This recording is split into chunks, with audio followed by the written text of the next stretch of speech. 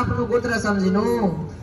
अमुक गोत्र भन्नु अहम तथा च मम भन्नु आफ्नो नाम सम्झिनु अमुक नाम शर्माम अमुक नाम देव्यहम तथा च श्री सपरिवारस्य सुख शान्ति समृद्धि स्वस्थ सफल आयु आरोग्यता तथा च विशेषतः श्री बरुथिनी एकादशीयां शुभ अवसरे विशेषतः श्री प्राप्ति फल प्राप्ति कामना निमित्तिक विशेषतः श्री अक्षय तृप्ति फल प्राप्ति कामना निमित्तिक गो सहस्र फल प्राप्ति कामना निमित्तिक गो सहस्र फलदान फल प्राप्ति कामना निमित्तिक विशेषतः श्री अद्य दिने तीद एकादशीयां शुभ अवसरे तीद दान कर्मणि सालग्राम क्षेत्रे विशेषतः श्री शालिग्राम आध्यात्मिक प्रतिष्ठान नाम का विशेषतः श्री संस्थायां तीर्थदान कर्मणि तथा श्री नरसिंह सहित सत्यनारायण भगवान प्रतिनिधित्वेन श्री